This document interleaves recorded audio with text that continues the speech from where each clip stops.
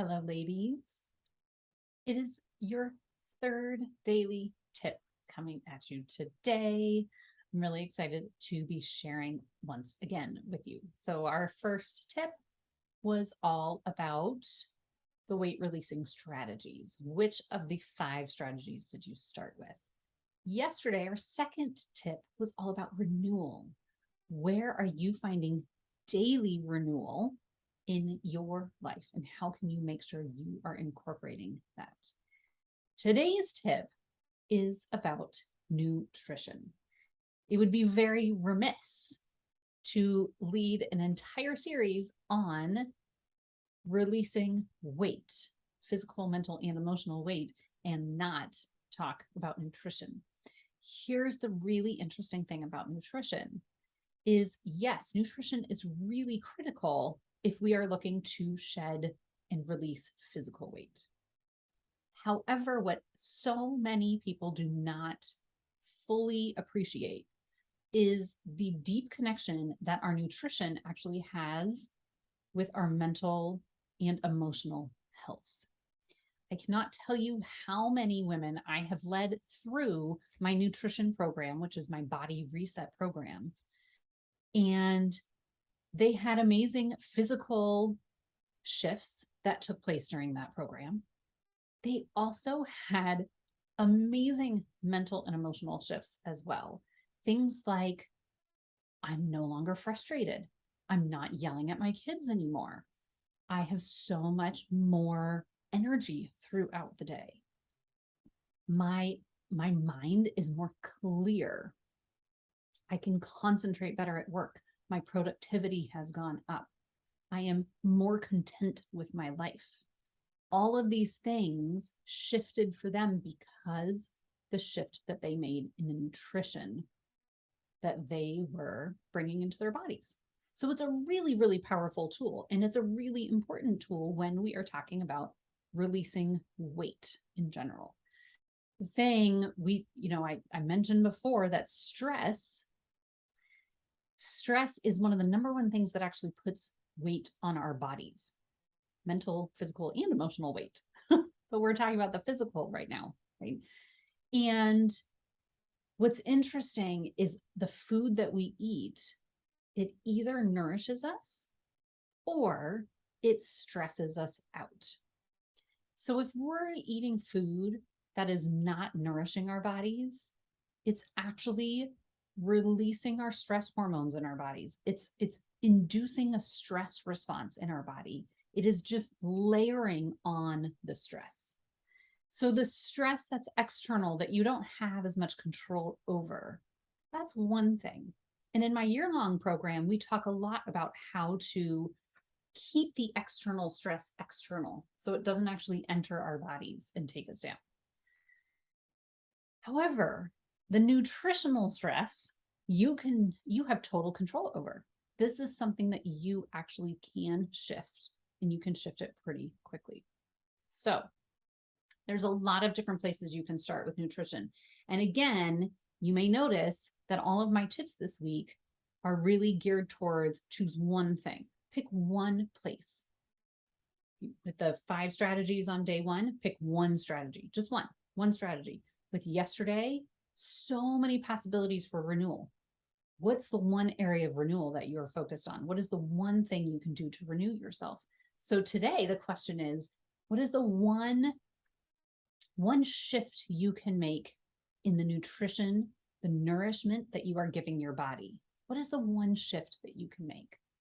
And how can you set that in motion this week?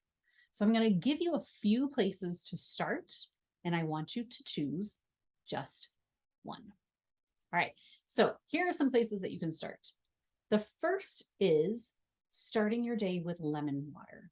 It's a really powerful tool that you can use.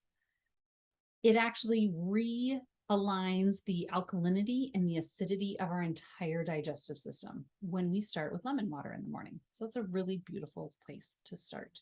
So that's number 1. Number 2, with every meal that you are eating throughout the day, to make sure you have a healthy protein, a healthy fat, and vegetables. That is number 2.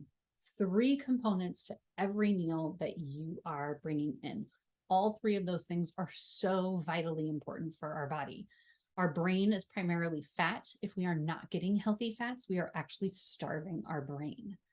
Not something that we want to be doing. Protein builds muscle. It makes our bones strong and does all sorts of other things as well. And vegetables are our antioxidant powerhouses. We want to bring in as many different colors, varieties, shapes, and sizes because they all have different benefits. Now, I say vegetables specifically and not fruit.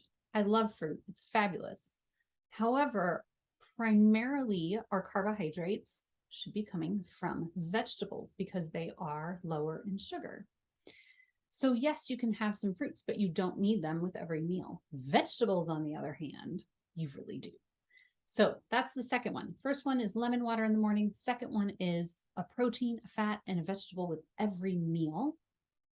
And the third, your third option is your window for eating. One of the things that actually wreaks greatest havoc on our hormones, our metabolism, is how we eat and when we eat. So when we eat, we want this to be when we're awake and when we're active. Generally speaking, give yourself a 12-hour window to eat and a 12-hour window to rest from eating. So what does that look like?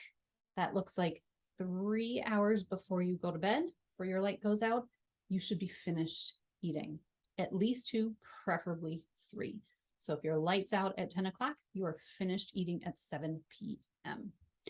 This allows your body to go through this first kind of primary stage of digestion, which means you will sleep better at night. It means you're processing your food better, you're utilizing your food better, and your body can rest while you're resting.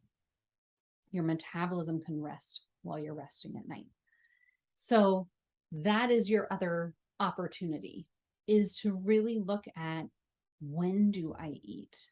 And to really narrow that into this 12-hour window. So you have 3 hours before you go to bed with which you are resting and digesting before you actually turn the light out and go to sleep and allow your body that beautiful gift. So those are the 3 areas to start. One is, how do you start yourself first thing in the morning with your lemon water? The second is the components of food that you are consuming throughout the day. And the third is, when you are finishing your meals at the end of the day, to give yourself that 12-hour rest before you start consuming calories again the next morning. So you can decide, which of these 3 areas are you going to start with. Choose your one, let us know what that is, and then tune in tomorrow for your 4th tip. And I realized I did not do a card yesterday. So we are going to look at a card today. Today's card is, I have the potential right now for illness or wellness. I have the potential right now for illness or wellness. So here's what it says. Illness is an exaggerated indicator of negative thoughts. And negative thoughts are resistance, no matter the subject. That is the reason that new diseases continue to come about. And until the actual cause of the disease is addressed, there will never be a final cure. You have the potential for every illness in your body right now. And you have the potential for a perfect state of health in your body right now. And you will solicit one or the other, or a mixture, depending on your balance of thought. So I have the potential right now for illness or for wellness. And I really love what that's talking about, because it's reminding us that we get to choose. We get to choose what direction we want to head in. This is not telling us that we can snap our fingers, think, oh, I'm going to be perfectly healthy, and then voila, we're perfectly healthy. It doesn't work like that. But what it's telling us is that if we are dedicated, we are saying, I am going to be perfectly healthy. I'm going to be my perfect, vibrant self. I am going to consciously make the choices every day to head in that direction, your body listens. Your body starts to adopt that. And it's a really important component of any health journey.